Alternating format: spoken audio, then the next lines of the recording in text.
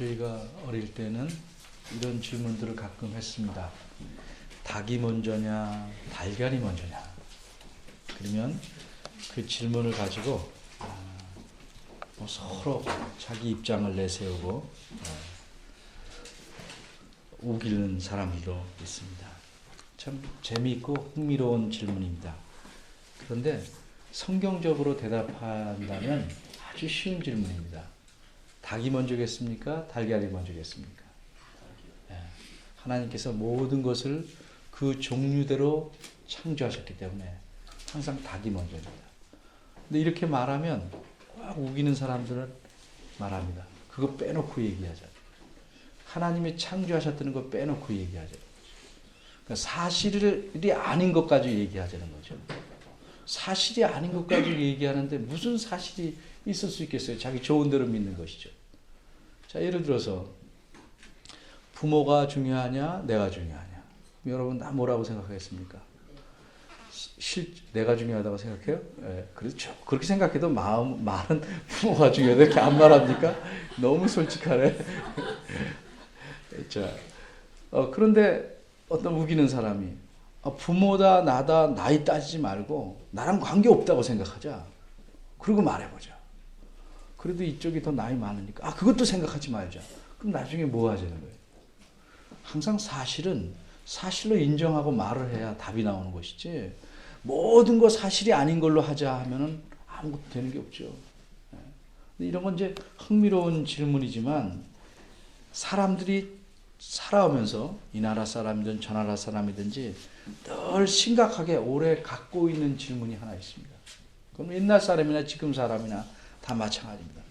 왜 악한 놈들이 잘 되냐? 그렇게 말할 때 나는 좀 덜 악하다고 생각하죠. 다. 왜 악한 자들이 잘 되냐?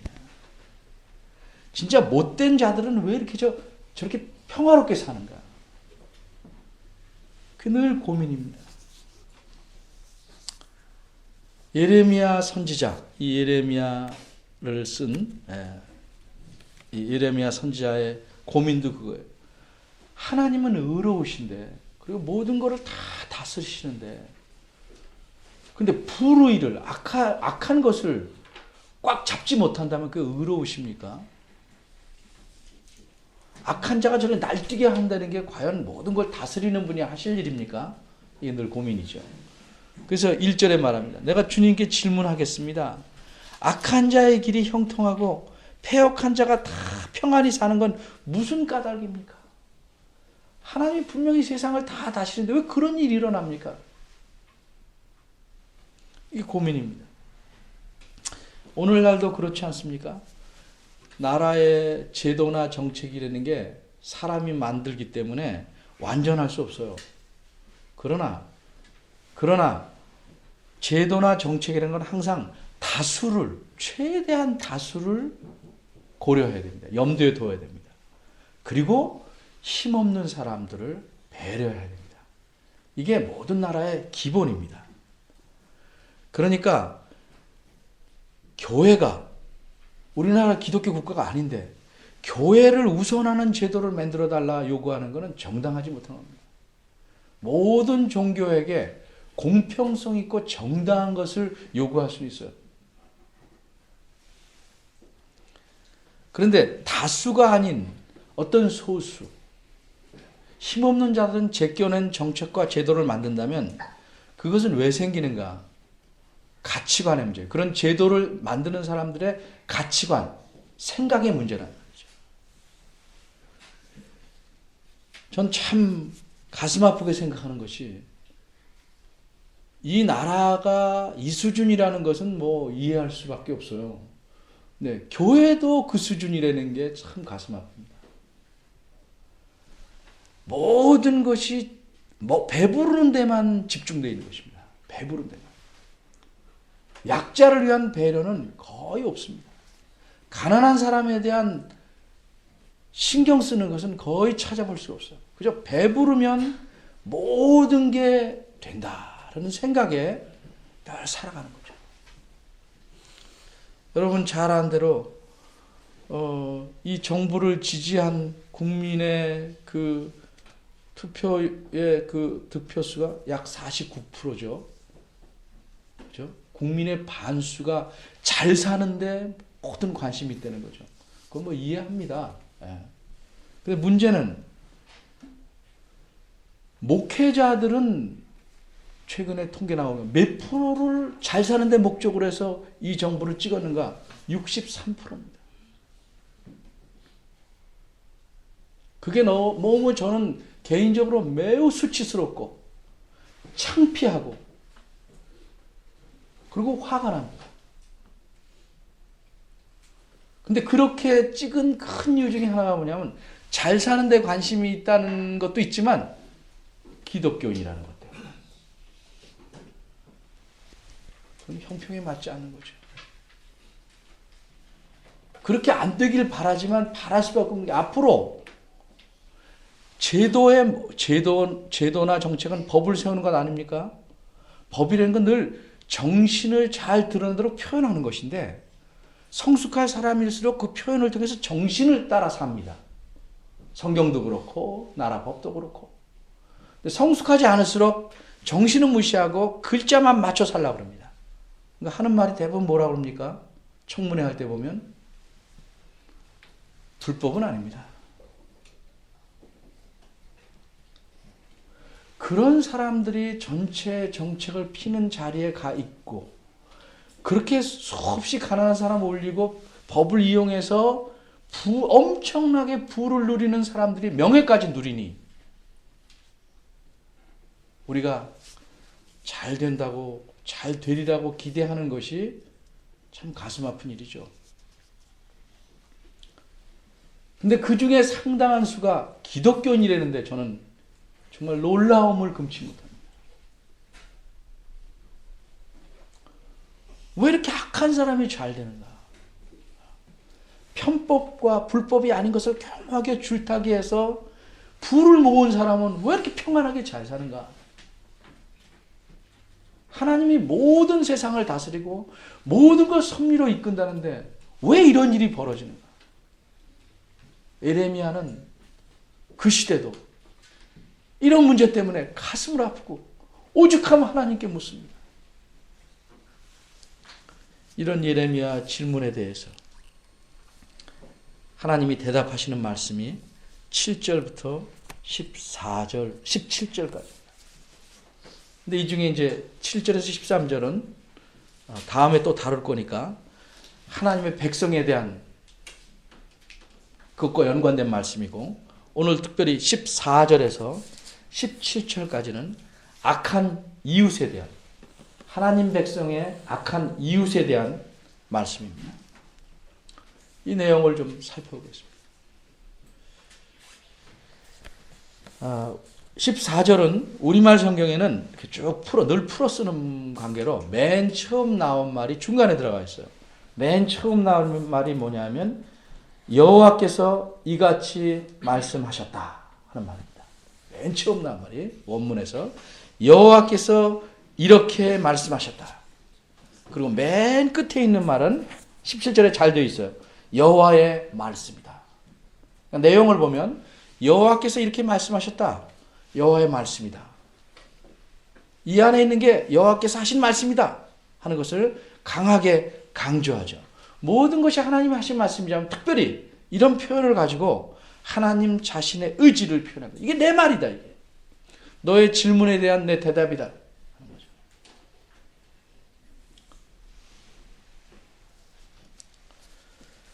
그런데 이게 누구에 대해서 말씀하는 내용이냐 보면 내 백성 이스라엘에게 산업으로 계속 거기서 살라고 준 기업을 가리킵니다. 그 기업을 다친다는 말은 그걸 그대로 말하면 만지는 그것을 차지하려고 하고 그것을 넘보고 그것을 가로채려고 하는 이런 모든 악한 이웃에 대해서 내가 어떤 생각을 갖고 있는지 내가 어떻게 하려는지 들어봐라.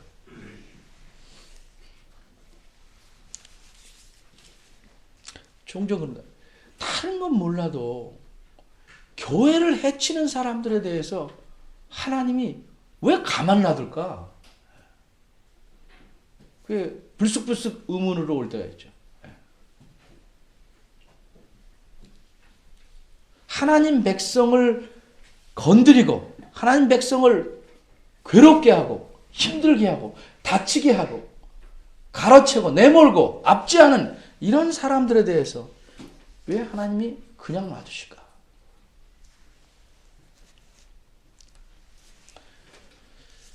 여기서 이웃이란 말은 옆집 사는 사람 말하는 게 아니고 이스라엘이 살고 있는 땅 주변에 있는 나라들입니다.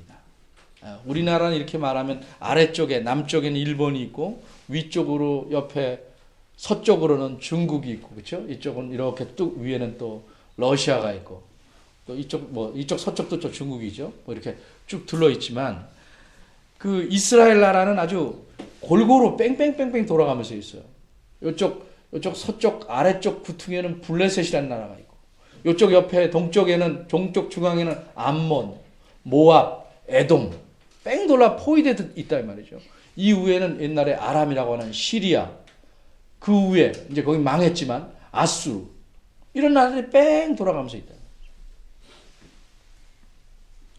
그런 이스라엘의 주변 나라들 호시탐탐 언제든지 이스라엘을 괴롭히고 그들을 몰아버리려고 하는 그 사람들에 대해서 내가 어떤 생각을 갖고 있는지 말하겠다. 이런 말씀입니다. 그런데 그 사람들을 가리켜 뭐라고 그랬냐면 그 나라들을 14절에 보면 나의 모든 악한 이웃 그랬어요. 이스라엘의 이웃이라고 그러지 않고 하나님께서 나의 이웃이다. 하나님의 이웃이다 이렇게 말합니다. 여기서 이웃 좋은 말로 쓴 거 아닙니다.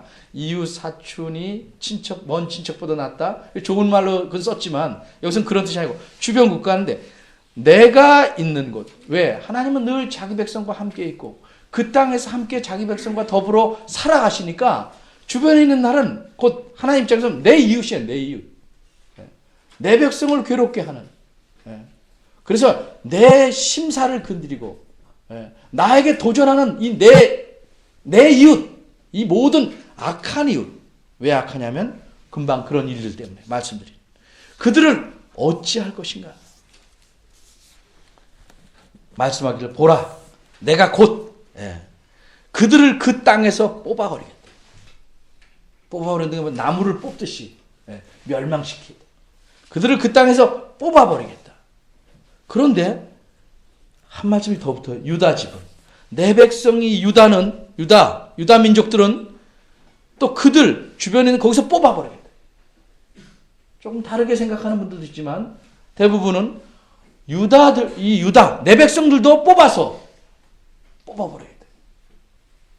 왜냐하면 지금 에레미야는 말하는 전체 내용이 하나님의 백성이 범죄하고 하나님을 슬프게 하고 하나님을 욕되게 하고 하나님의 말씀에 계속 거역하고 무시하고 거절하고 우상을 섬기기 때문에 너희들에게 심판이 임하겠다. 그걸 말씀하는 내용이에요. 전체가.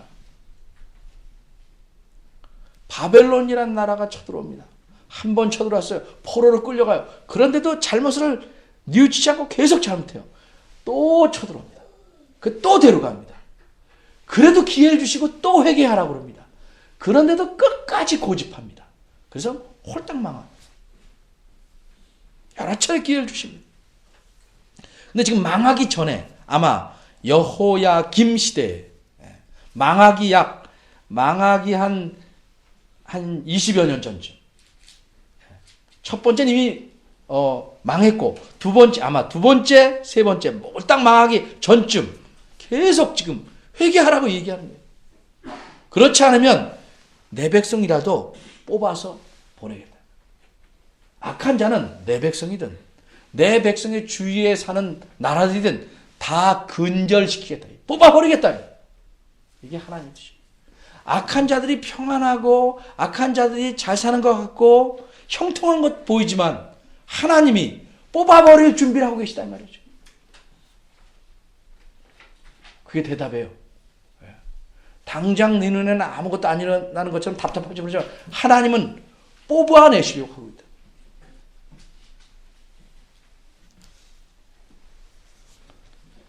죄는 반드시 하나님께서 심판하시겠다 하는 의지를 말씀하는 거예요. 그러니까 당장 눈에 보는 것 보고 왜 저 바로 그냥 벼락이라도 쳐서 어떻게 돼야지. 그런 마음 갖지 말고 하나님께 맡기라 이 말이죠. 그 죄에 대해서는 하나님이 반드시 심판한다.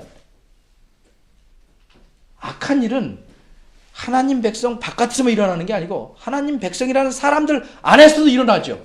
서로 형제를 괴롭히고 힘들게 하고 악한 일을 도모하고 이런 사람에 대해서도 하나님이 그냥 놔두지 않는 거죠. 반드시 심판하신다는 거죠.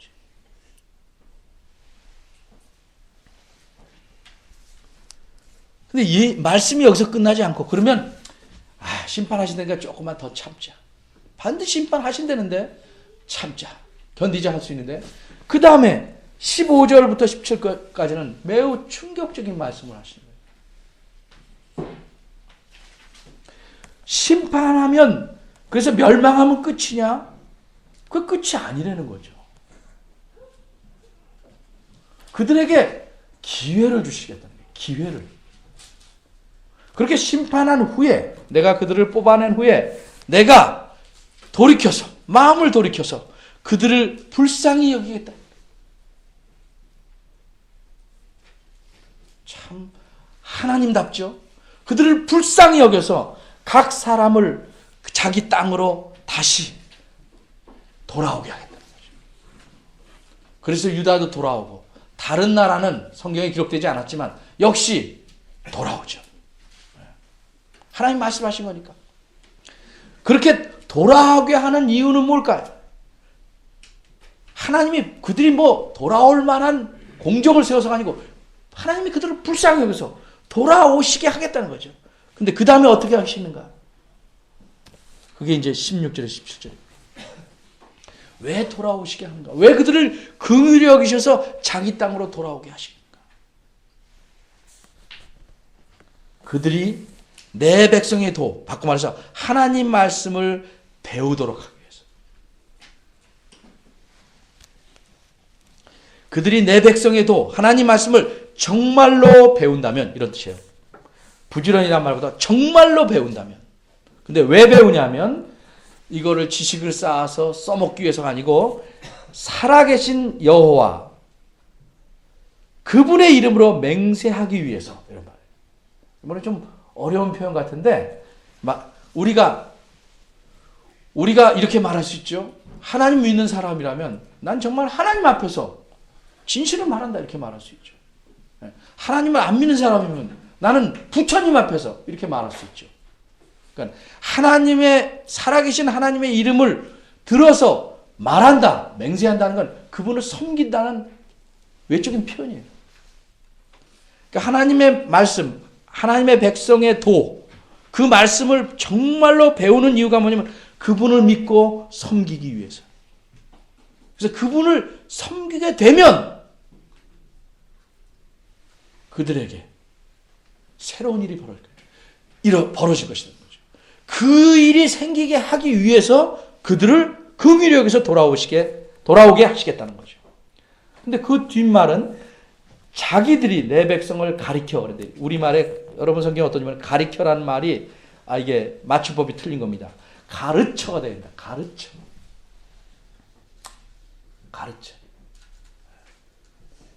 어떤 한글 학자가 아주 꼬집습니다.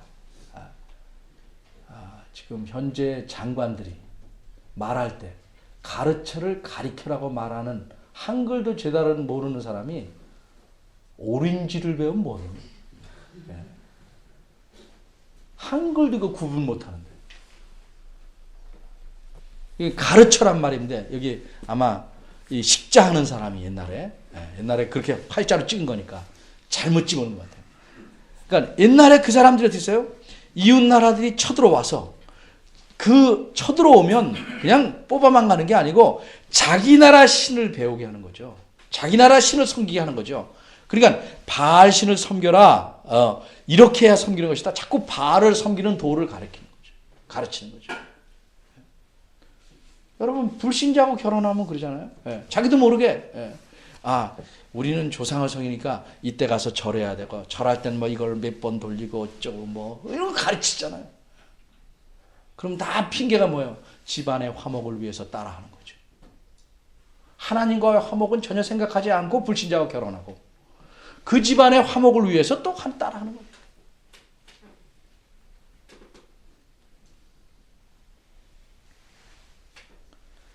그렇게 해서 어떻게든지 바알을 섬기는, 맹세하게 한 것처럼 그런 말이에요.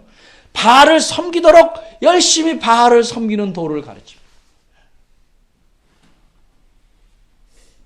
그렇게 했던 것처럼 이제는 그걸 버리고 참 살아계신, 만든 신, 죽은 신이 아니고 참 살아계신 하나님 여호와를 섬기기 위해서 내 백성의 도, 하나님 말씀을 정말로 배운다면 너희들도, 그들도 내 백성 중에 세움을 입겠다. 내 백성이 되겠다는 말이에요. 야, 이게 참 충격적인 거 아니에요? 이스라엘 사람들은 자기만 하나님 백성인 줄 알고 요거만 꽁꽁 묶고 살려고 그랬는데 하나님은 다른 사람들도 내 백성의 도를 배우면 그들도 내 백성으로 삼겠다는 거죠. 하나님은 원래 이런 의도를 갖고 계신 거예요. 이스라엘 선택한 것은 그들을 통해서 하나님 도가 퍼지고 하나님 말씀대로 살아서 다른 사람이 보고 하나님 섬기기도 하도록. 오늘날 교회도 마찬가지예요.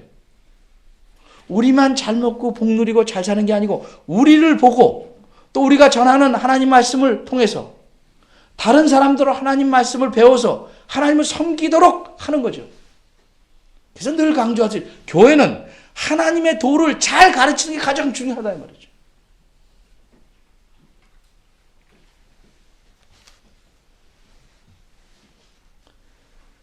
그렇게 하면 그들도 내 백성이 된다.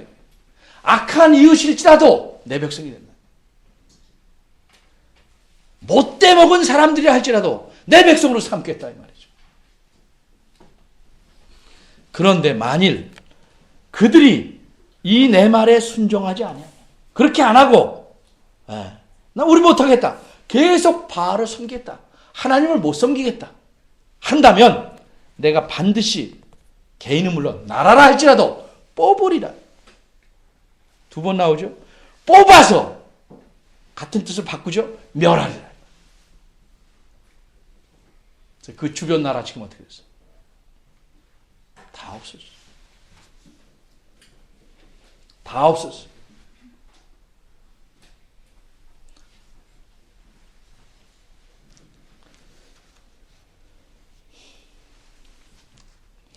하나님의 말씀을 잘 배워서 하나님을 섬기고 믿고 섬기면 하나님 백성으로 세움을 입을 터인데 그러지 않은 바람에 다 망했어요.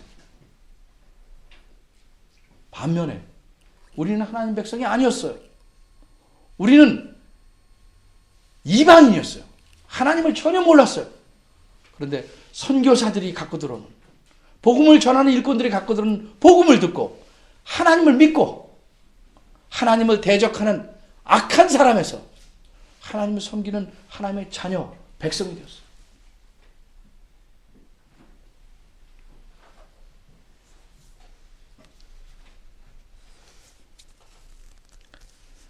그런데 이 교회가 이렇게 하나님 백성이 된 사람이 한 번 되면 그 다음엔 하나님 도에 순종하지 않고 마음대로 살아도 되는 거예요. 하나님 백성이 되고 자녀가 되는 건 그분의 말씀에 따라 사는 거예요. 하나님 백성이던 이스라엘이 하나님이 주신 땅에서 몇백 년을 살고 거듭거듭 얘기해도 고집 부리고 잘못을 치달리니까 포로가 됐죠. 포로가 되는 것의 의미는 뭡니까? 다른 나라 끌려가 살지만 또 큰 문제는, 야, 니네가 하나님 섬겼는데 결국은 망했구나. 세상의 모욕거리가 되고 수치가 되는 겁니다. 뒤에 계속 나옵니다. 세상 사람이 놀라는 거예요. 야, 하나님이 자기 백성을 저렇게 또 심판하시네. 세상 모든 사람이 놀라고 모욕거리가 돼요. 근데 이방인이었다가 하나님을 모르던 우리들이 하나님 백성 됐어요. 그래서 교회를 이루어요. 근데 지금은 다른 나라로 이렇게 포로는 안 돼가지만 우리가 진짜 포로된 자 같은 상황에서 교회가 하나님 백성 된 자들이 세상에 치욕거리가 되고 있어요. 저게 뭐냐?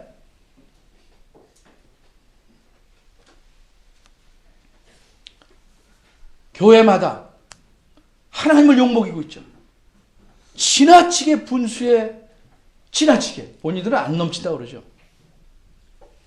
일반적으로 볼 때 화려한 건물, 또 그 건물을 지을 때 부정부패, 편법, 불법, 아는 기독교인이라는 교인들을 통해서 모든 것을 불법으로 고치고 지어가고,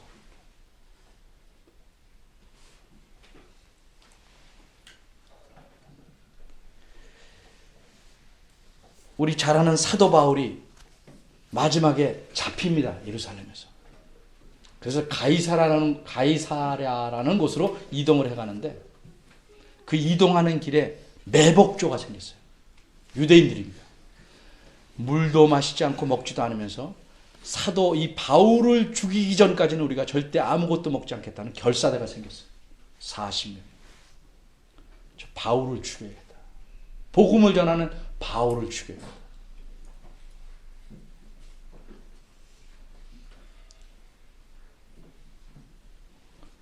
제가 수개월 전 안티 기독교 이 사이트에 들어가봤어요.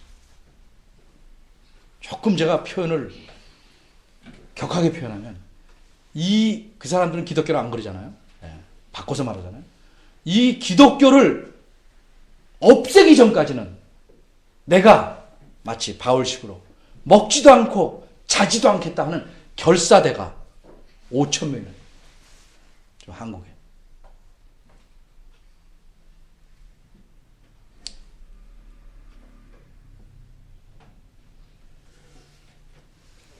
기독교가, 예수님을 믿는 이 교회가 세상에 치욕거리가 됩니다.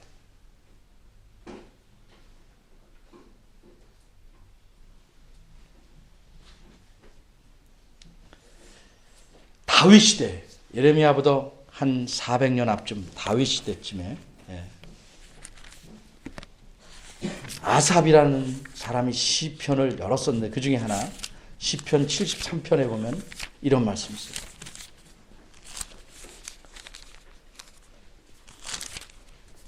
이 사람도 참 예레미야 선지자처럼 마음이 힘들었죠. 그래서 그 문제가 해결이 안 돼서 내가 실족할 뻔했다, 이렇게 말해요. 무슨 문제냐면, 내가 악인의 형통함을 보고 오만한 자를 질시했다.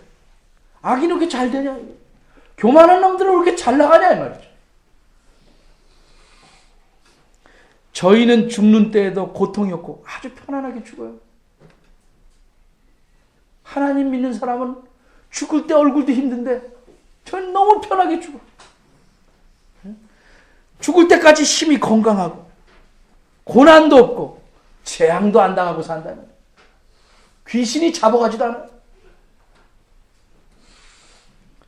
그러니까 이 사람들이 교만이 저희 목걸이요, 강포는 저희 입는 옷이요, 지 마음대로 활개치며 교만하고 남을 착취하고 편법과 부정을 일삼는 거예요.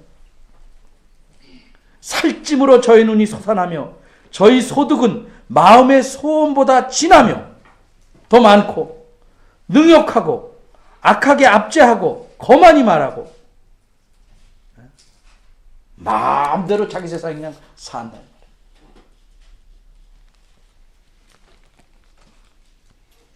근데 세상 사람이 볼 때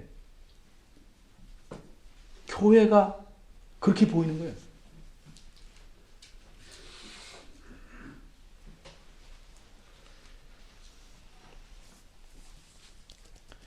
교회가 악한 이유 때문에 하나님 앞에 부르짖는 게 아니고, 거꾸로 세상 사람들이 교회를 악한 이웃으로 보는 거예요.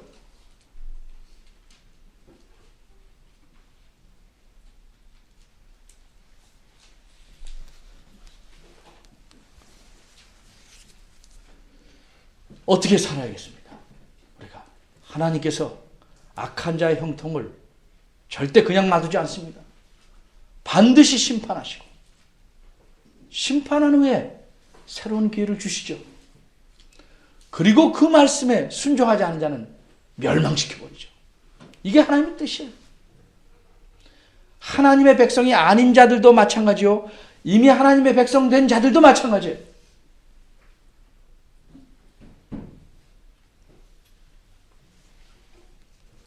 우리가 이 시대에 교회로서 살아가는 것이 참 쉽지 않은 일입니다.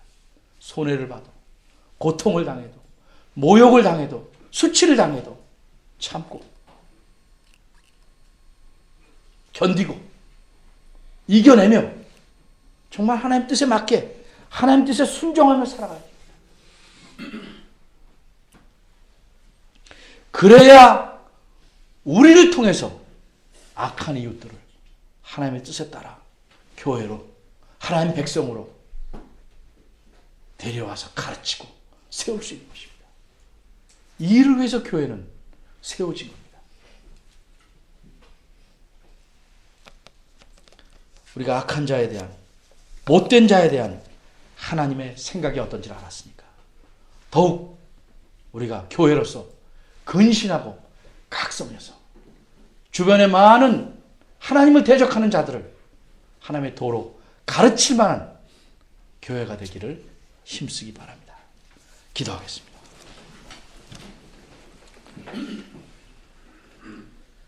하나님, 저희를 용서하여 주옵소서. 하나님은 모르는 자들과 거의 다름이 없이 살고 있는 교회가 되어버렸습니다.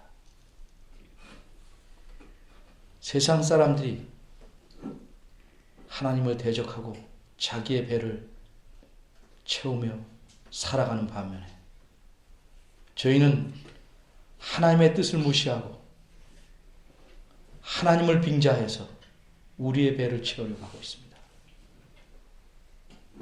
저희를 긍휼히 여겨주시고 하나님의 말씀에 다시 순종케 하는